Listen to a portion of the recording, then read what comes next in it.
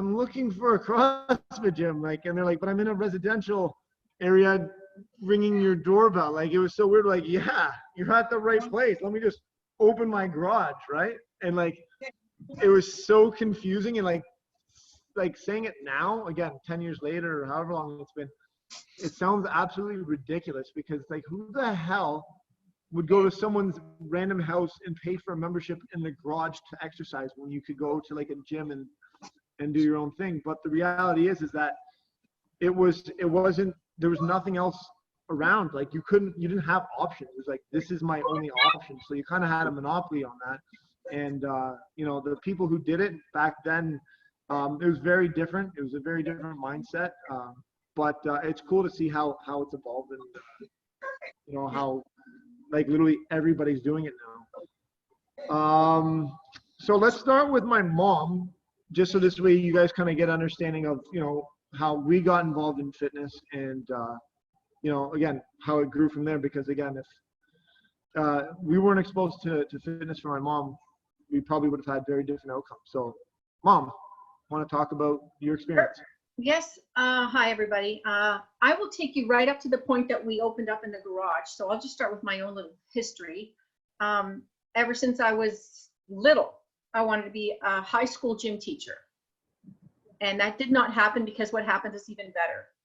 So I started off as a I started off as an aerobics instructor, maybe 1984, 85. Because I was that eager one at the front of the class that was jumping higher than everybody else and doing better jumping lunges than everybody. And I had one of the owners come to me one day. She says, "Here's a tape. I need you to teach a class on Monday." Boom, just like that, without any understanding of how to put anything together, without even taking the course. And I did. I just jumped into it. Then I finally took a course on how to be an instructor. Did that for quite a few years. I went from many gyms. I was teaching sometimes 15 classes a week. And during that time, I had these little boys that I would drag with me, and we had, at the time, daycare, and they would just come with me. I taught in school gyms. I taught in gyms. I taught in high schools, gym classes for kickboxing classes. Anyway, then around, when Chris was 13, I lied to my boss and said he was 16. And he started working out with me at the gym that I used to work at. And from there, he turned, what, 16, I think is when he started personal training, 17. He was really young, but he always looked older. And he was working with me at a gym, and he was a personal trainer, and I was doing my aerobics classes and personal training. One week went by, and as usual, we didn't get paid, so we both quit. And Chris went on to be an amazing Thai boxing champ, and I had my husband build me a personal training studio in the basement, and it was pretty cool. And I still have it, actually. It's still there, and I still work out there from time to time by myself. Then Chris, while he was working as PT out there in Vaughan, he came upon CrossFit, and he said, "You know, you got to try, Mom. You've got to try it." So I remember him putting me and one of my clients through a workout, and I told him he was out of his mind that he would think that I would do something like this, because this is not for old people. And at the time I was maybe 42, 45, I don't know, I wasn't even that old. And I thought he was insane. In fact, I said pretty bad swear words after he walked out of the room to my client. And that's okay, Mom, you're still doing this. We're doing this. We're going to do this. And he started competing. I remember your first competition at the Armory. Do you remember that, Chris, when you were doing, actually, yeah, you did a few competitions at the Armory. And then we decided, okay, we're going to give this a try. We started off in the garage. Yeah. And our first letter, back then you had to write this essay, this long letter of why you deserve to be a CrossFit affiliate. Why? Yeah. Okay.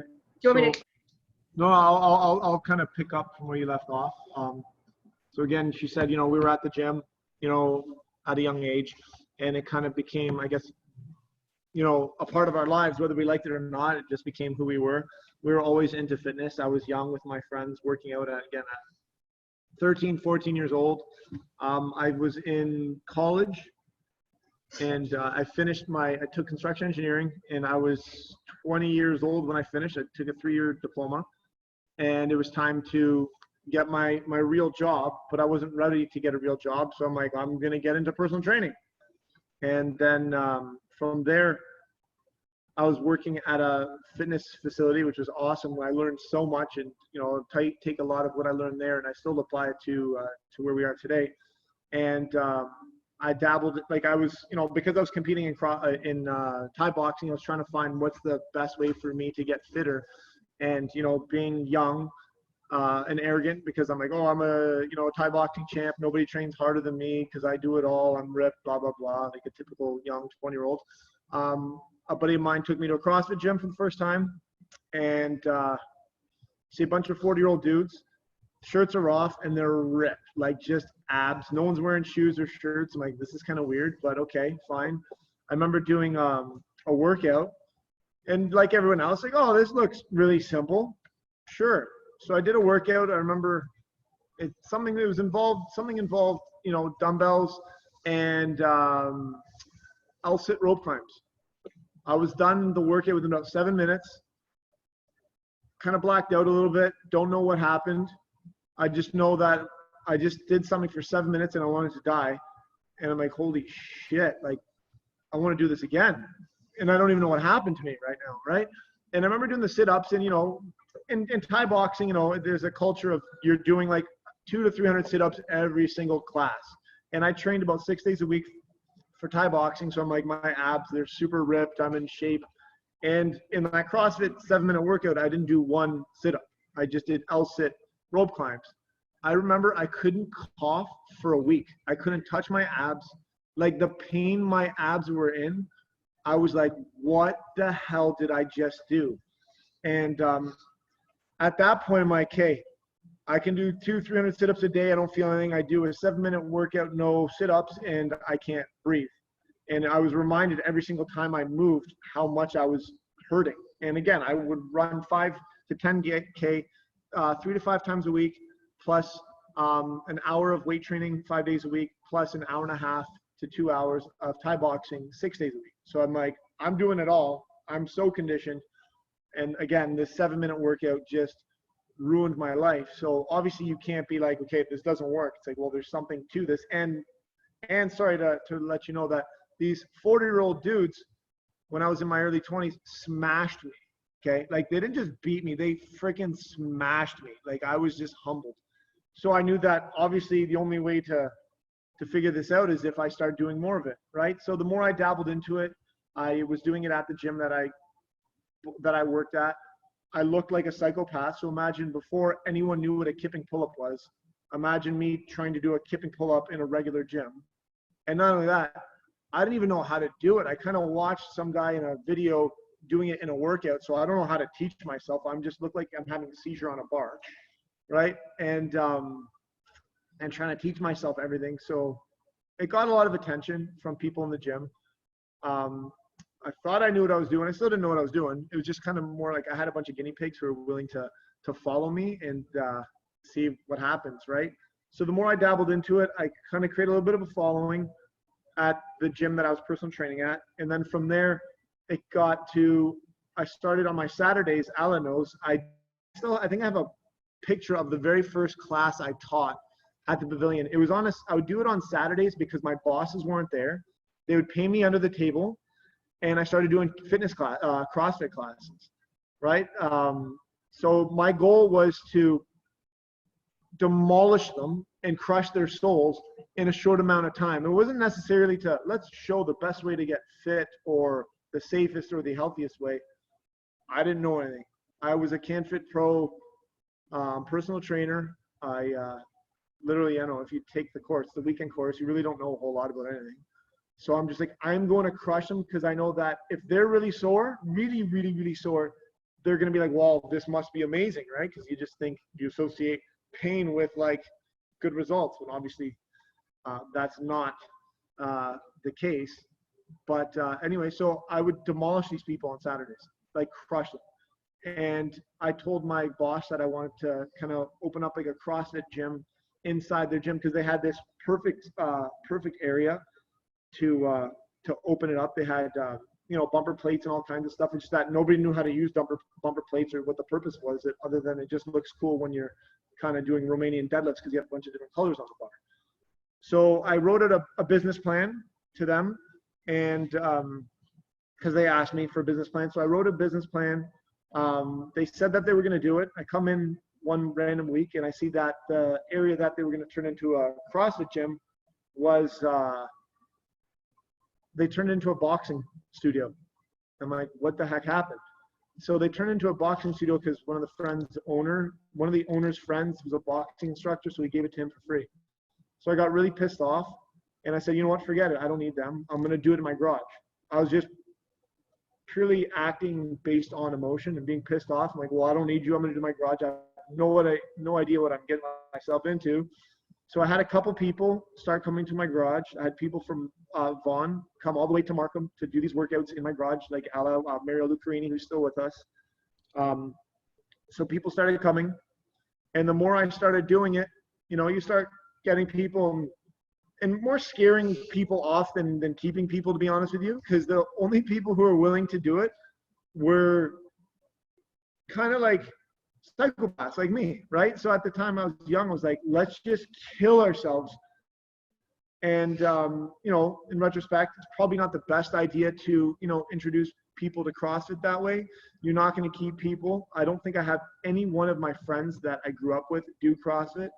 It's probably because of their first experience with it. I killed them. Like, I straight up killed them. And, unfortunately now they're too scared to come back. But we slowly grew from that. I got officially certified. I don't know. I think I got officially certified while I just opened up my the garage gym. And back then, to get certified in CrossFit, there was just like show up for the 2-day course, and that was it. They just gave you a certification. There was actually no test. So what that meant was you're getting a lot of people who are certified who have no idea about anything, but they just like to exercise, right? So again, start off in the garage. More and more people started coming. My mom was doing kettlebell classes in the basement. I finally convinced her, after hearing her speak, guys, I finally convinced her to jump on board with me. She started bringing her women's kettlebell classes to the CrossFit classes. And then we slowly started growing from there. And then Steve finally got into CrossFit at that time. Steve? My history of fitness before this wasn't really nearly as deep as my mom and as my brother. I was the baby getting lugged around to the aerobics classes in the 90s, and I grew up basically in the like the kids play place.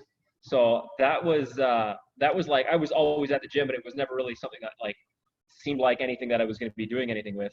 But my first job was actually at that same gym. So I think I was 12. My first job was cleaning a gym. And that kind of like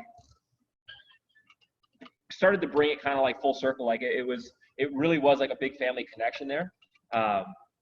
When Chris and my mom first started doing CrossFit, I know I've told the story a million times of Skinny Steve.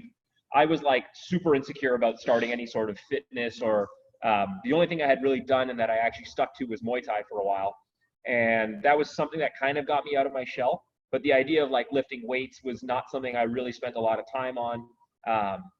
When they started CrossFit, we had just stopped doing Muay Thai, and I was just in my first year university, and I was trying to get into the gym at school, and I really wasn't having a whole lot of fun with it. And Chris was showing me these videos on CrossFit.com. This was like 2008, and it was these super jacked guys lifting heavy weights really fast and doing muscle ups, and it was just like, why do they have to go so fast? Like, it just doesn't look sane. It doesn't look normal. And slowly it kind of intrigued me to the point that I wouldn't go into the garage. My mom and my brother and like some of my cousins and our friends were already going into the garage, and I was still reluctant until Chris told me, he's like, when you're at school, just try to do this workout. It's called Fran. You're going to do 21 of these like squat press thingies, and then 21 pull-ups, and then 15 and 15 and 9 and 9. So in my head, I'm like, okay, like how bad can that be? I was going to Ryerson, and the thing with the Ryerson school gym is that it's like 5 floors underground, and there was like no elevator. So the first time I did it, I loaded up 95 on a bar thinking that I had any clue what I was doing. And I realized I couldn't even front squat 95 pounds. So immediately within 1 rep, I took the weight down to, I think, like maybe 50 pounds. I'm pretty sure I was that guy in the corner of the squat rack with 2.5s on, doing like some shitty squat press things. And I got to 10. I didn't get to 21. And I was like, no, 10's good enough. So I did 10, and then I did 10 pull-ups. And then I probably did like 7 and 7, and then 3 and 3. And that was like my first exposure to a CrossFit workout. So again, the being 5 floors underground, having to leave the gym was like one of the worst things I ever did, because I had to climb back up the stairs, then go take the subway, which was more stairs. And I was sore for like 5 days. So I still didn't go to the garage, because now I was even more scared, because I was like, what the hell just happened to me? And I took probably another 2 weeks where I just kept repeating that same workout, trying to have some clue of how to do that same workout. So I did Fran 2 or 3 times a week for 2 weeks before I finally got the confidence to go into the garage. Once I finally got into the garage and I started actually working out with my brother and my mom and some of our friends and cousins, I realized I was actually really having a lot of fun with it, because it was no longer about standing in front of a mirror trying to get big or trying to get, some work done or trying to get strong when I had no idea what I was doing. Number one, I was with other people. And then number two, it was kind of like exercise hidden. Like I was having fun doing something quickly as opposed to monotonous exercise. And then fast forward, maybe 6 or 8 months or something like that, my mom went and got certified. And then at that point I was like, okay, I'm hooked. I didn't really give them the choice. I told them, I was like, I don't care what you say, I'm in. I'm going to be teaching. I'm going to be working with you guys. Like, they're like, well, and I was like, no. Well, like, I'm in, shut up. I'm joining. Like, I'm in, fully invested. That was kind of the whole start for me. So this whole talk could take like a long time. 10 years of this could be like 10 calls. So we're not even into year 1 technically yet. No. So that was how I got started. I'll push it back to Chris, because it was mostly still him for the first while. Again, just to tell you how kind of immature I was towards the whole thing. As soon as I finished doing my certification, I wrote to them why I, deserve a CrossFit affiliate. And I don't think it was I honestly, as embarrassing as it sounds, I think I told them about my PRs. I probably could like thruster 135. Like it was so immature and like completely right over my head of why. I think maybe I even said what my friend was. I don't even know. I don't remember. But it had nothing to do with like the big picture of everything. It was like I wanted just to get people fit and get trained hardcore people. So they wrote back to me and said, get involved in the community a little bit longer, and maybe you can try to do it in a couple months. So they actually turned me down my first time, right? I'm like, how could they? I'm so good at CrossFit, right? But again, I missed the big picture. And then obviously the more I kind of, spent time with people, teaching them properly and kind of getting a good understanding of, what CrossFit's all about. Because by that time, I think I did CrossFit before I got certified. I think I did it maybe 6 months. So it was actually still pretty fast by the time I, tried my first CrossFit workout and then got certified. Because it was the first time that in Ontario or the east side of, I think it was the first time other than going to Vancouver, they had a CrossFit certification. So again, I was still really immature with it, and they turned me down. So they did. So we opened up our CrossFit gym without calling it CrossFit. We called it a different name. And then we got up to about 30, I think it was 27 members in the garage. So it was me, my mom, Steve, who gave us no choice to be an owner. And it's funny, the things that he said that he was going to take over, and he's like, I'm going to do the website. I'm going to take care of this. You guys need me to do that. 10 years later, he's still that guy for all the things that he said he was going to be able to do because we're going to suck at. I still suck at those things, and Steve got a lot better at those things. So it's funny that, again, the things that you kind of bullied us into telling us why you're doing this with us, he's still doing it to today, which is pretty cool, because I'm still incompetent in You're those welcome. areas. So they decided that they wanted to open up a real location, because we installed a real heater in our like an HVAC system in our garage to do CrossFit training in the garage. So we got the heater in the winter. So we got it pumping, and I think we had like at times like 12 people in the garage.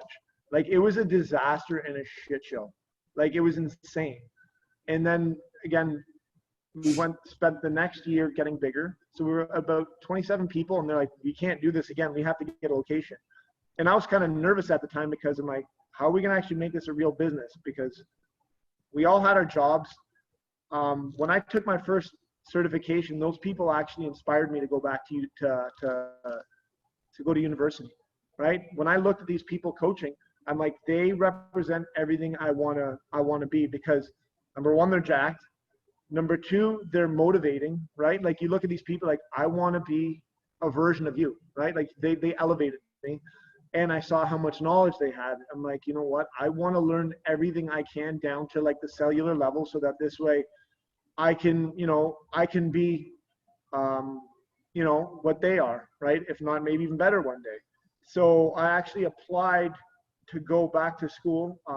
My grades were definitely not good enough to get into university. So I got accepted as a mature student, because that was the only way I was going to get into university. And I wasn't even accepted into kinesiology. I was in like a probationary period to make sure that I don't completely flunk out. So I decided to go to university. And again, like university was never a thought in my mind. I was in OAC for a week before dropping out, and I was like, who's going to go to university? Right? Definitely not me. I will never forget my last report card in high school was 57% average. Right? So school is not my thing, and especially university wasn't even my realm. Even my guidance counselor, she's like, you know what, maybe you need to get into the trades, because I don't think the academic area is for you. I'm like, 100%. But going in with a mature attitude and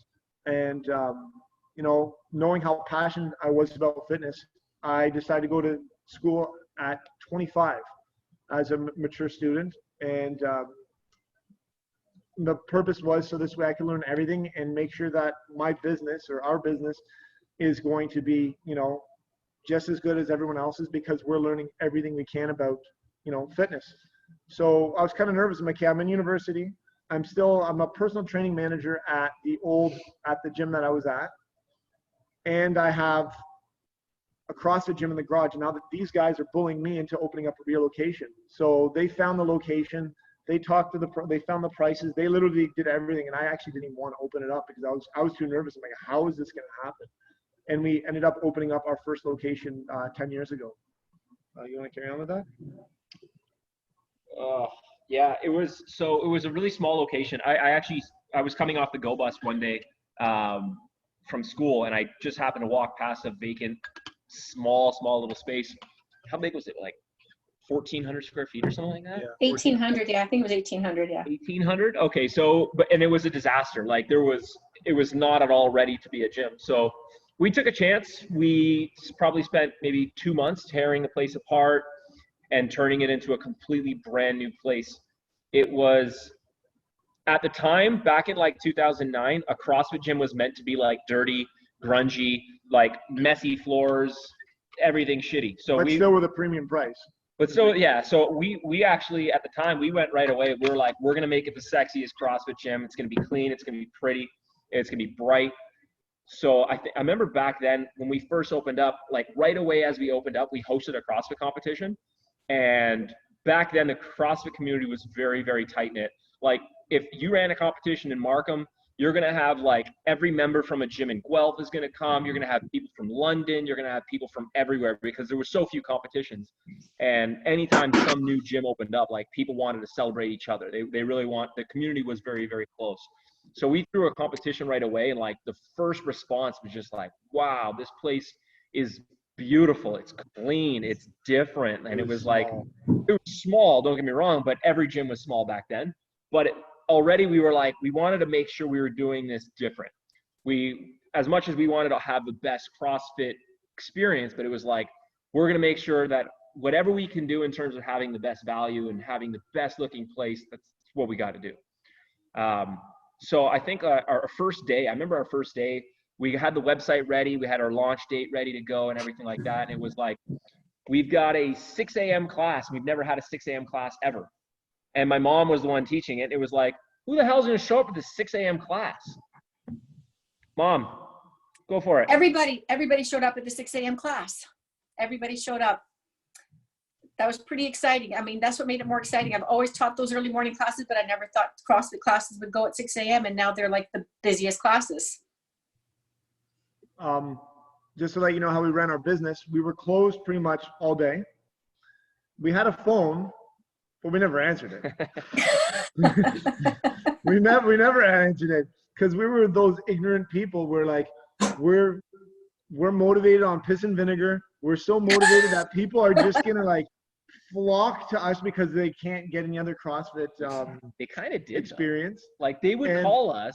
But we were gonna get only the hardcore of the hardcore because that's all we wanted, and we were gonna make it. And business principles don't apply. Okay, like CrossFit is here. Business principles that every other business in the world have to apply to, they don't exist for us because we have passion, right? And we were wrong. We were like, Dad, we couldn't be more fucking wrong, right? But then again, like, I don't know if we had knowledge and we weren't ignorant, I don't know if we would have done what we did or started, to be honest with you, because we were just ignorant, like just ignorant. We just didn't know. What the hell? I didn't know anything. I was a server at a restaurant. I didn't know anything. Like, if you want, I blame them. I was the website guy, remember? Yeah, no, Yeah, but we didn't answer our phone like ever. Like, we would have messages. I'm not checking. If they want to come in, they're gonna come in. But like for years, guys, for years, like it's so bad. It's so bad. Like yeah, it was crazy. But it was also because we had other responsibilities. Like, we were in school. I was still a manager at another gym, and we do this, right? So as all in as we thought we were not even like. We had like 1 foot in the door, 1 foot out of the door. So it went well. Like, it went well because, we got a bunch of, again, psychopaths who were willing to do whatever we said, and they were seeing amazing results. And like, because it was a small community, it was something special to be a part of. It was like yeah. You're part of this, I don't want to say cult, but called It's a cult. Right? A good cult. Like, there's a definition of the reason why it's actually not a cult. I just don't remember. I'm not going to go that deep. But again, fast forward a couple more years. What's the smartest thing to do? Where both of Steve and I are now in university. I'm a manager at a CrossFit gym. At a regular gym. Steve's still working in a restaurant. My mom's working at like 3 other gyms. So what's the smartest thing to do? Let's open up another CrossFit gym, guys. Another CrossFit gym, because again, we are ignorant. We don't have any business principles or any business knowledge.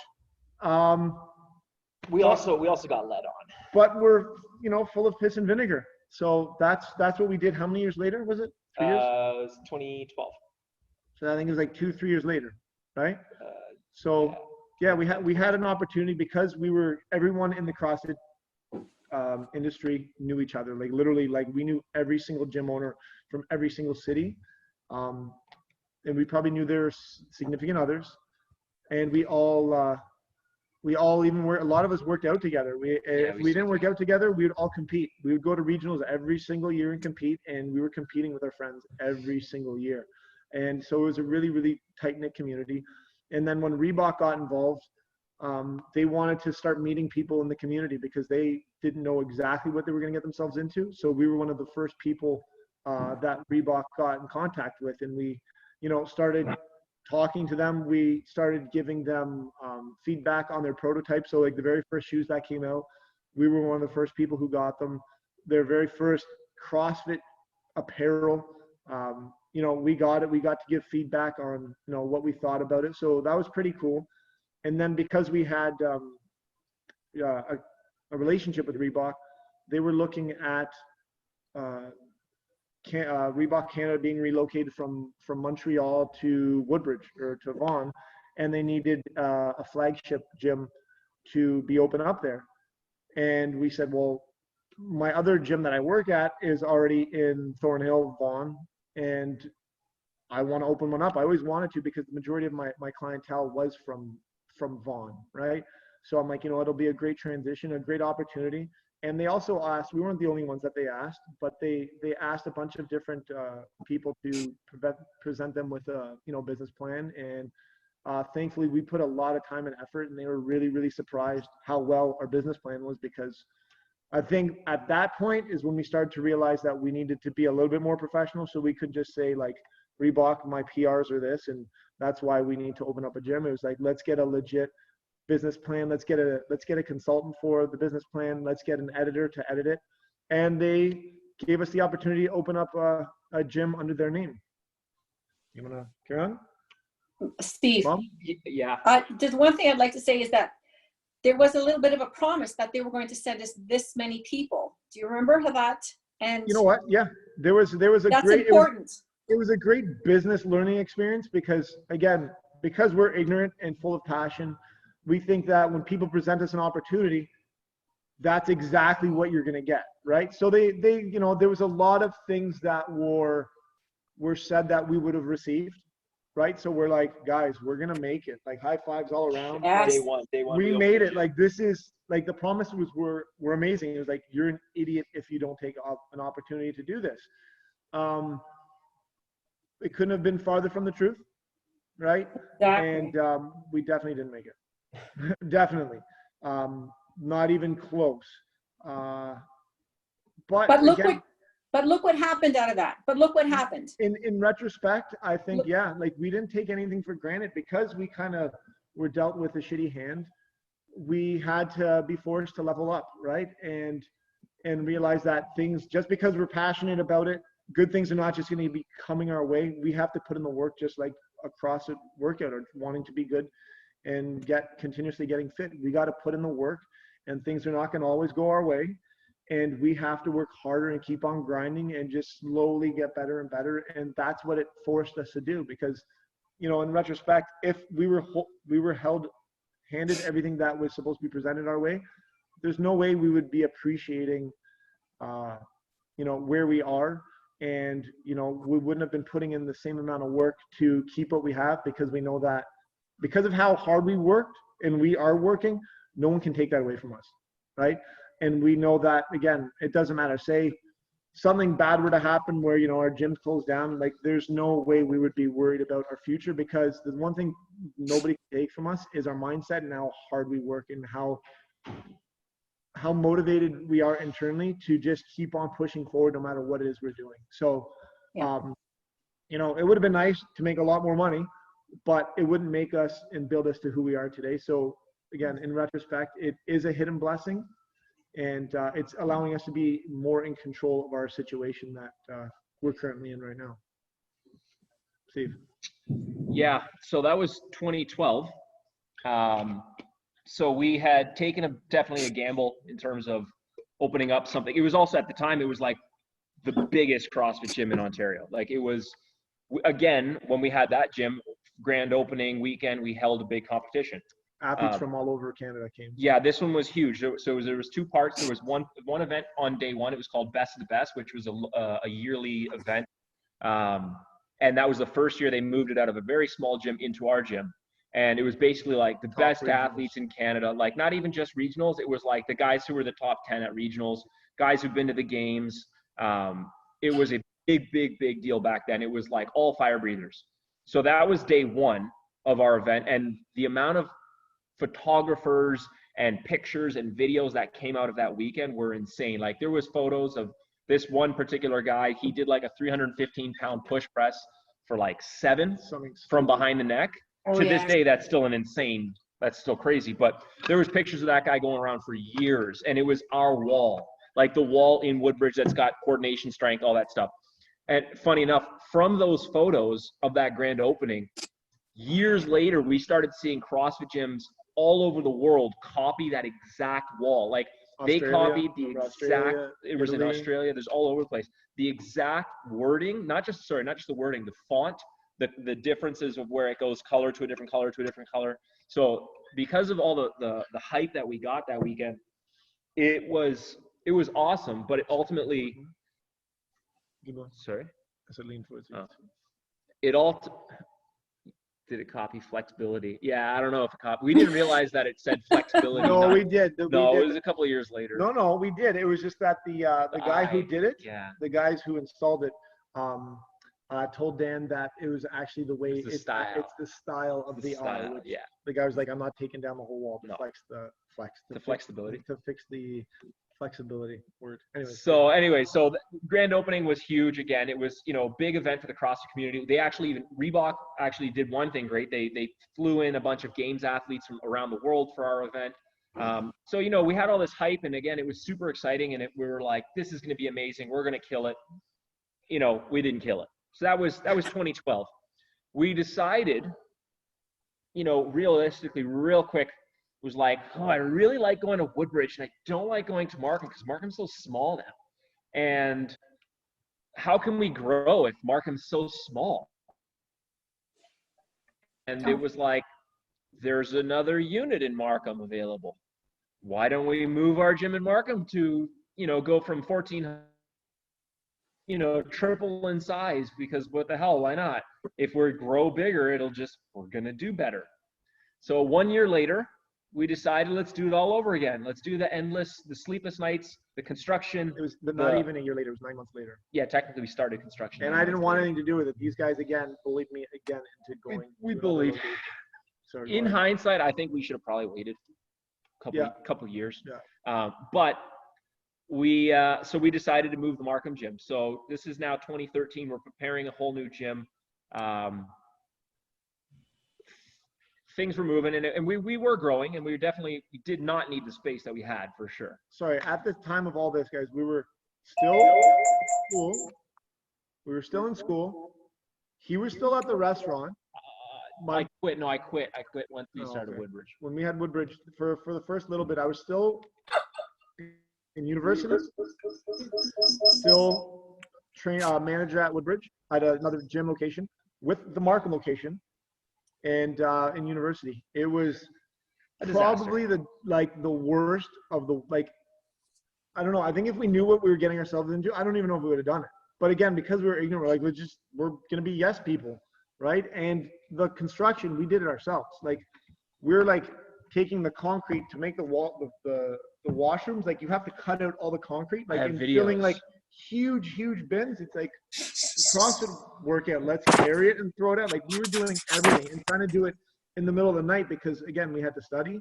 We had to worry about other jobs. So it's not like we had time all day. We were doing this in the middle of the night to do all of the work, which again was insane. So that's why we have, if you talk to me and Steve specifically, when it comes to doing physical labor, we look at each other and we're like, it's not called physical labor, it's called suffering.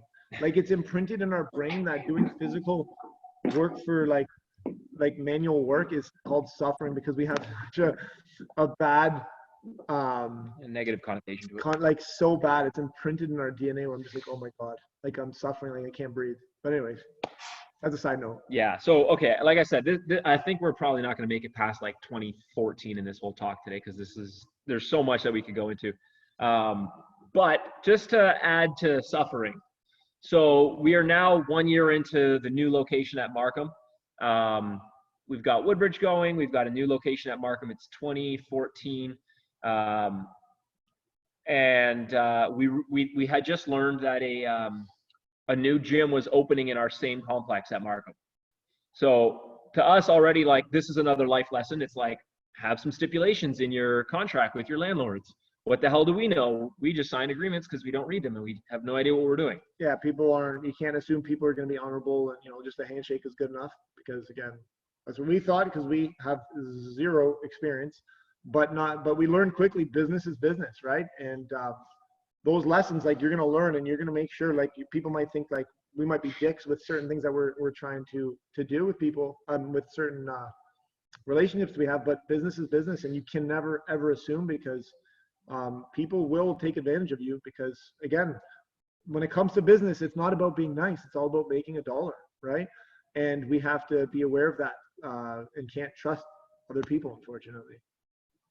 So we had just found out that the other gym was opening up in our same building, which was it was a bad thing for sure, especially because We had no like experience. we had no experience, but we were still working out of a hole essentially. And then the worst of it all kind of happened, and to this day, it's way worse than what's going on right now, like in terms of for us in our business. So we get a call first thing in the morning. Our neighbor's sprinkler system in the unit next to us had exploded. No one had been there for hours, so the water had been pouring in for hours. And somebody got to the gym. I was at Woodbridge and I got the phone call. Mom, maybe it was you. And Was me. we had about like 4 inches of water flood our entire gym. So our It's brand new over. gym, 1 year in, all new flooring. But the best part was it wasn't just So what the water. business was next year, Yeah, so next door was a metal working factory that they had a lot of oil on the floor. And they had oil cans and oil drums that sat low enough on the floor that when the water flooded with oil water. And So- shards of micro That's right, yeah. metals all throughout the floor. Like think of like just shards of like spread throughout. It coated the whole floor. Imagine sawdust, but metal. Yeah. So that was our probably our biggest down point ever. But at the same time, in a similar situation to now, we saw our community come together. We saw members start showing up to grab squeegees, and they went home to get their squeegees and mops, and they helped us roll up our flooring, squeegee the water out, clean the flooring, clean the place. We were hopeful, thinking that this wouldn't be a big deal, but almost right away we realized that the flooring was completely ruined. A lot of the equipment was completely ruined. The walls were completely ruined. Any barbells that were sitting on the ground at the time had soaked up the oil, so those were rusty. Basically, everything we had just bought that was less than a year old was garbage. That was the first time, and this is me being negative. That was the first time I ever said I want to quit. That was the first time I ever, and by no means were we like killing it before. We were going through this and we were working at getting better. We weren't doing amazing. Sorry, can I just interrupt you? Yeah, go ahead. He said a lot of the equipment and a lot of like all the walls in the whole gym had to be cut down, right? 4 feet from the floor. And again, not knowing business or checking or understanding our business insurance, wasn't enough to cover everything that was ruined. Like our coverage it wasn't enough. Like it was not friggin' enough. So it's not like, oh, the insurance covers it. It's like, no, it cost us a lot of money. And again, opening up 2 brand new gyms 9 months apart was, a big financial risk. Man, this sounds so much worse saying it all like this than just dealing with shit. Yeah. So it cost us a lot of money that we didn't have. Like it's crazy. And again, life learning lesson. Take a look at what your business insurance involves and how much it is, and don't just be like, what, this much is good enough because there should be enough. It's like, no, by the time the contractors try to screw you, because the contractors will try to screw you and try to suck up all your money, and like again, learning about like finding like when you see like when they sent the bill and they see how much and you're like, how am I supposed to pay for any of my equipment that was lost? I had to find out ways how I was getting screwed from The insurance company. the contractors that were working for the insurance I companies. went And dollar for dollar. and we had to find thousands and thousands of dollars, how they were literally trying to steal from us. Yeah.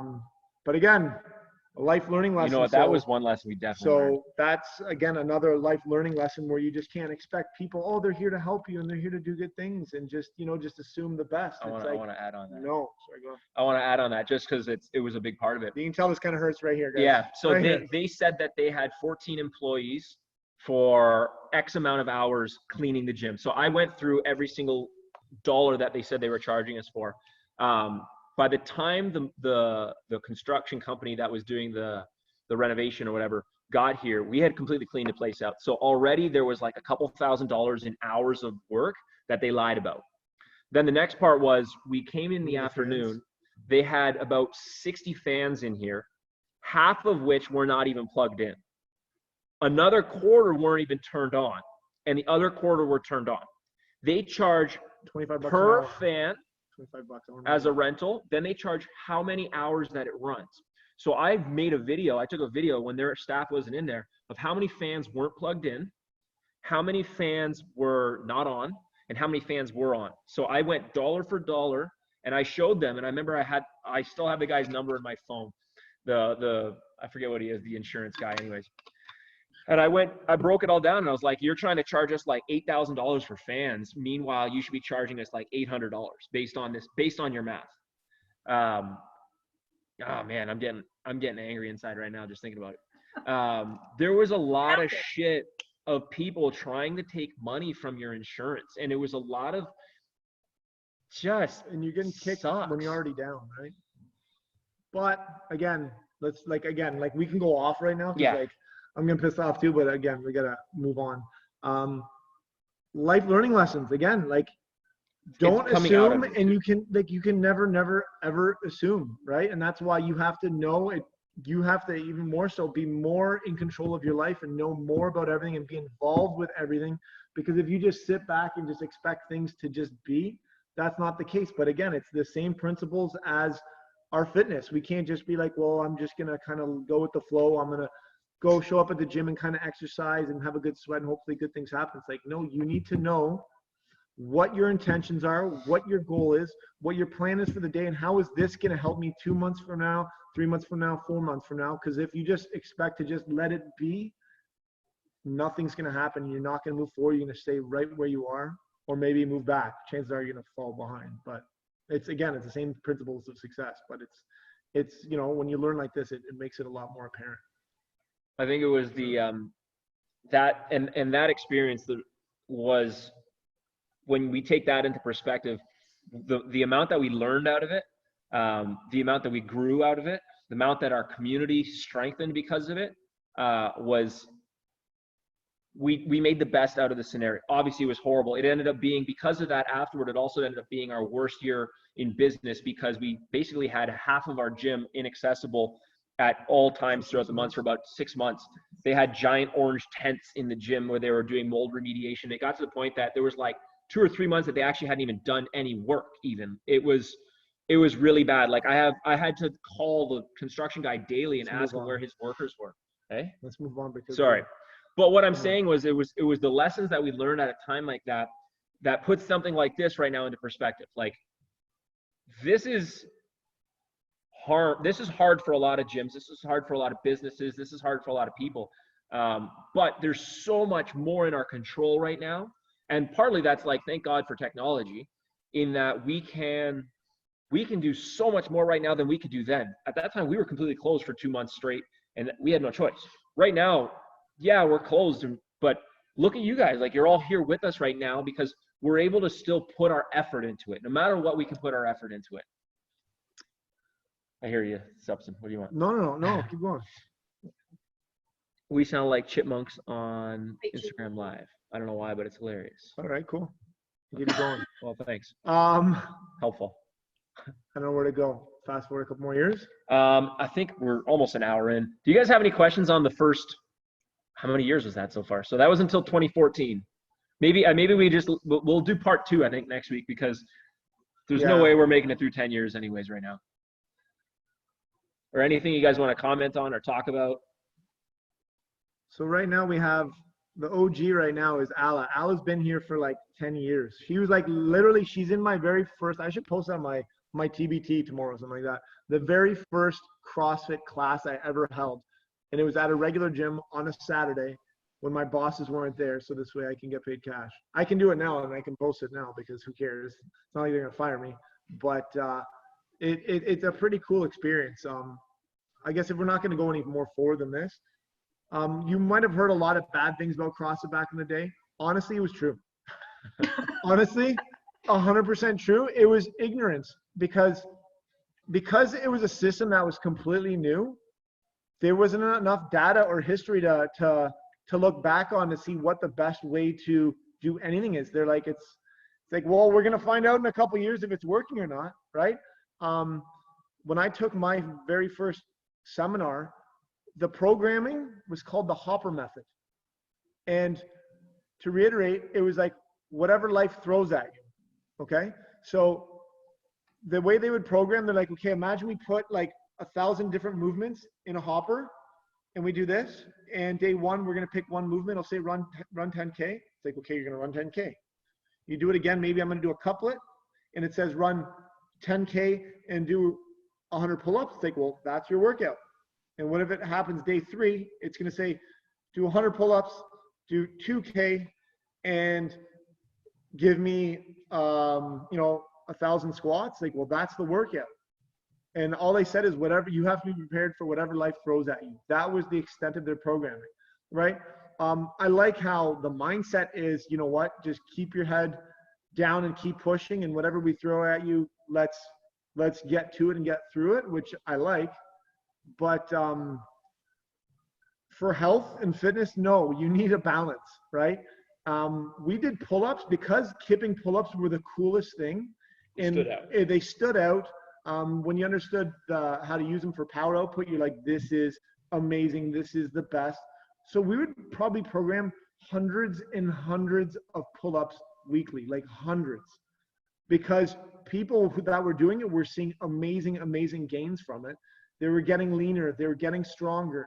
But when you're not balancing it out, you're demolishing your shoulders. There was no accessory work. We used to make fun of people who did bicep curls because we were being ignorant, because we were trying to be like the CrossFit HQ coaches.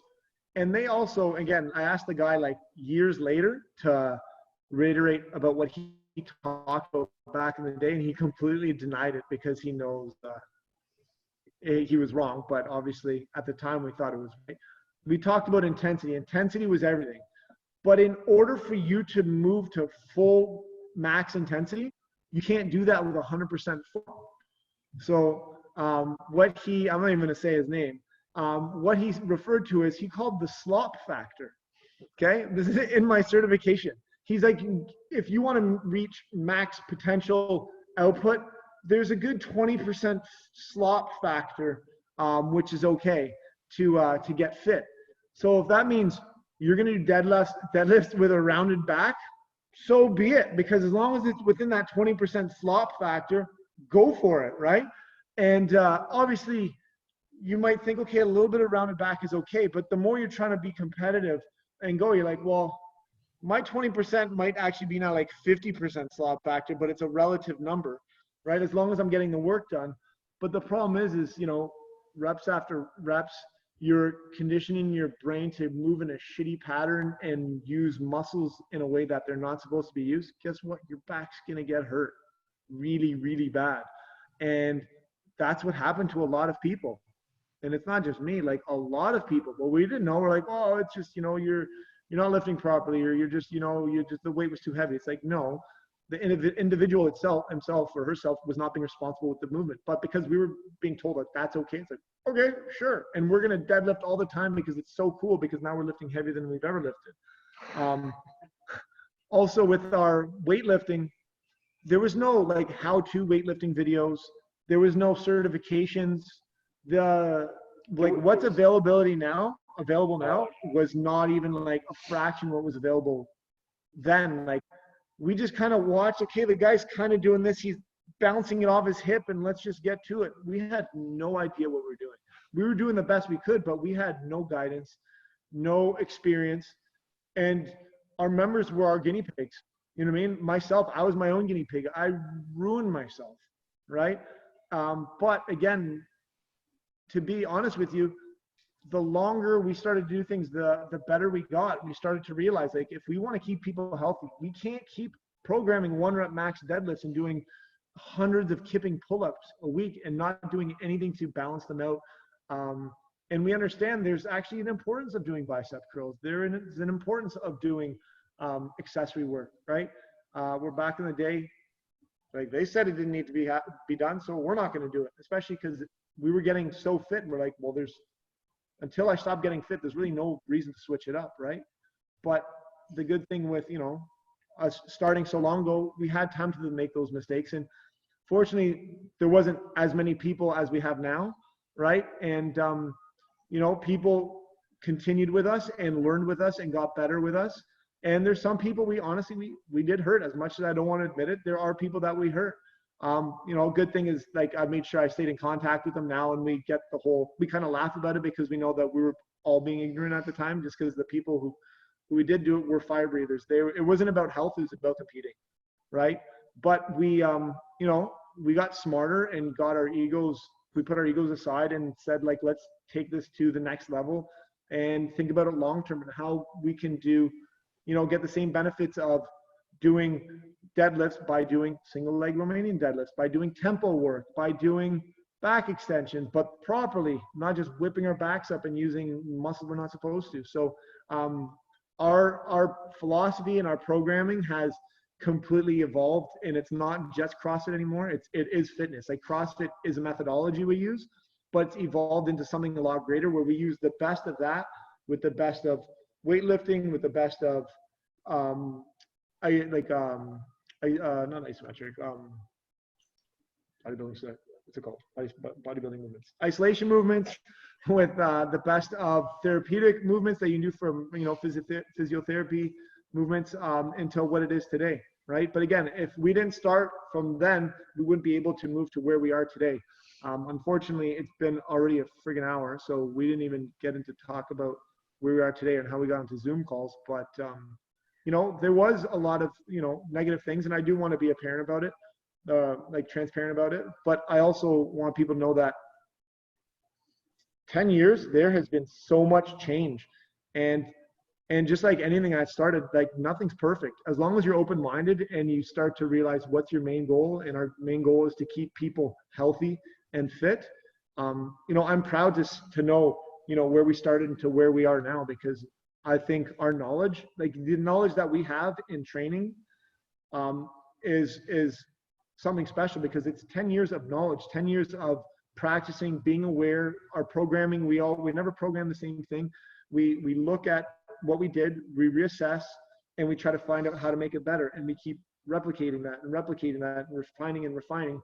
And the fact that we got to compete at, you know, high levels of CrossFit, and we have our own coaches for programming. And the programming that we get is on another level. There's no book that you can get that can explain our type of programming that we've been exposed to over years, because it's only the elite of the elite that have experience with this, and to understand the layers and who should be doing it, how your body will adapt, instead of just saying, oh, this is crazy, this doesn't work, that doesn't work. Like, we have a really vast knowledge on the very basic of how to use exercise to treat people through therapy, and how to compete at a world stage. So we have it completely covered, and you can't get that in 2, 3, 4 years of CrossFit. It'll take 10 plus years of being obsessed about it. Not even just 10 years, it's being absolutely obsessed with it and being passionate about it. So I'm really proud of our training methodology, and, you know, how far we've came along with it. Steve. Yeah, I think we should probably just. You know what? Answer just the one question. I think Doriana has a great question. Ala, the question is for you. Yes, you. How did you? Let me unmute myself. Okay. So, okay, your turn to answer a quick question from Doriana. How did you find out? How did you find out about this? What made you do it? I was at work. Why are you still here? Okay, I was at work, and this girl came to a meeting, and she, you know, she goes, "I'm so tired. I had a workout last night, and it just killed me. I'm so sore." And I thought, okay, I've been working out for 20 years. I mean, I don't feel soreness anymore. So I asked her where this gym was, and she pointed me to a gym in Milton. And I showed up there. I was late for class because I figured a gym, you just show up whenever. And there were scheduled classes. And I waited, I think, 45 minutes for the next one to start. There was like meters and meters, like 14 sprint runs and weights. And it was an hour and 15-minute workout. I came home on a Saturday, and I could not get out of bed on Thursday. And I thought, okay, this is the workout for me. And I tried to find a CrossFit gym. I couldn't. At the gym where Chris was working, they posted something that there was going to be a gym class on Saturday for CrossFit. I showed up. I waited an hour. Nobody showed up. I bitched about it. I said I was here. Nobody showed up. You know. I remember that. Oh my God. He was telling me, Chris is saying, you know, something, he gave me some story of whatever happened or why he couldn't show up. And then he says, but I'll give you a free workout next time. So I showed up the next Saturday. He was there. I was there. I said, just give me a workout that's going to kill my abs. And then I think Mario was there and a couple of other people joined in. And then after that, it was like, here we are. I mean, if something can make me hurt so much, that means I wasn't using muscles all those years that I thought I was using. And here I am. That's awesome. That's great. Guys, I know we're an hour and 5 minutes into it, but just in closing, and we can carry on next time. What helped us continue to grow, for us to realize it, we've gone through a bunch of different things, but we know that our purpose was to care for our people and our members. And the more we cared about everyone, that's what allowed us to continually grow, right? Because the more we care about people, the more we have to offer to people, the more people want to give back at the same time, the more they want from us. And that was one of the biggest learning lessons, where it wasn't like we just need this much money, we need this many members. It's like, how can we care for our members as best as we can? And once we kept that in our focus, that's when we saw a big change in our community. And that's when we saw people turning into lifers. It wasn't a revolving door. And with that, there comes so much more opportunity. They want to bring their friends and family. They want to be like, wow, these people care about me.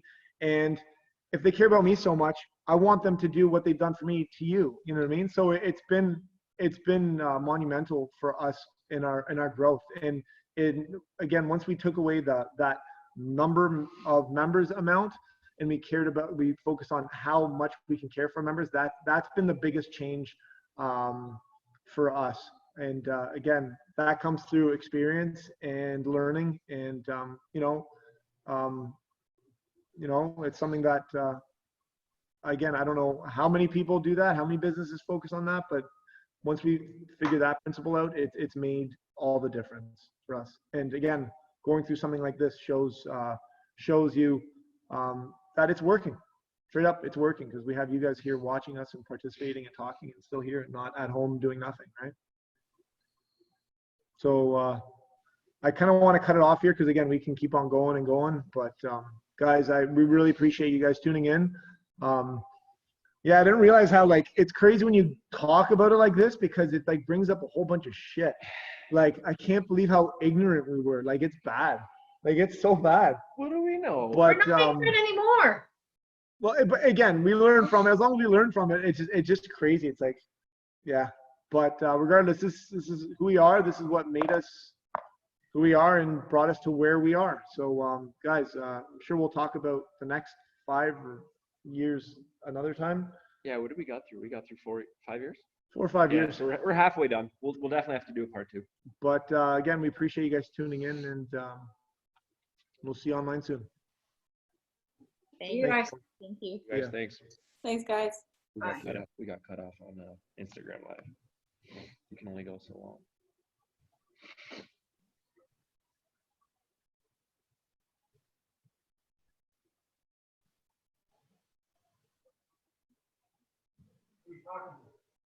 Chris and Steve.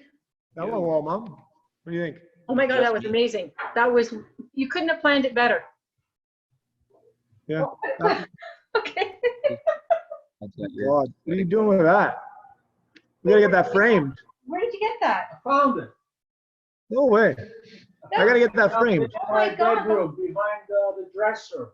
Oh my God. Oh no, that's so nice. You have one? No, that's the one he has. That's his. No, Oh, I don't. Right there. You have it, Dad. That's it. You have, oh, I think you had another one. No, that's it. No. You gotta Okay. frame that. I found it. It's a beautiful picture. Yeah, no, it's really nice. It's nice and can't thick. make fake snow. It's up there. Yeah. It's not- What? honestly, See the snow? the snow looks incredible. Yeah, no, it's a perfect picture. No, he sees it. Beautiful picture. No, I like it. I gotta get that. You gotta put it I in gotta a get- frame. You guys, how come you haven't mentioned anything about his beard? Oh, I noticed it. Who? That. Go down, down, Oh down. yeah, Yeah, no, I noticed it the for other sure. day. I noticed it. Because I the just boys wasn't haven't sure said if a it was word. like, is it gonna stick around? I think you should Well, we keep don't it know. around We're for a I don't gonna, while. we know. gotta I figure it just, out. change. Do it. Change. He said he's gotta be 2020. like, Everybody has beards nowadays. he Yeah. said he's Now gotta be, it's itchy. he said he's gotta be like his boys. No, I It does know. get itchy. No, we're talking to my mom. Okay. Ciao. Bye, Dad. I don't know. Yeah, See ya, and guys. thanks for commenting on it. Was it you that commented? Who are you looking at? Jordan is here. She just walked in. Oh, okay, guys. All right. I won't keep you. Thank you. That couldn't have gone any better because that was really interesting. It's funny how you talk and more stuff comes out. Yeah, it's crazy though. Like it's like we're as ignorant can be though. When you think about it, eh? Yeah, but you know what? It doesn't matter because it's what's now. What? What's important is what's going on now. Yeah. Is what you come from the ignorance of what has come to. Yeah. That's what I think 100%. is important. No, that was really, really good. That's Okay. good. Okay, cool. Okay. Cheerio. Part 2 next week. Part 2 next week, guys. See ya. Okay, bye now. Ciao. Bye. Yeah. Sound like chipmunks. It's really funny.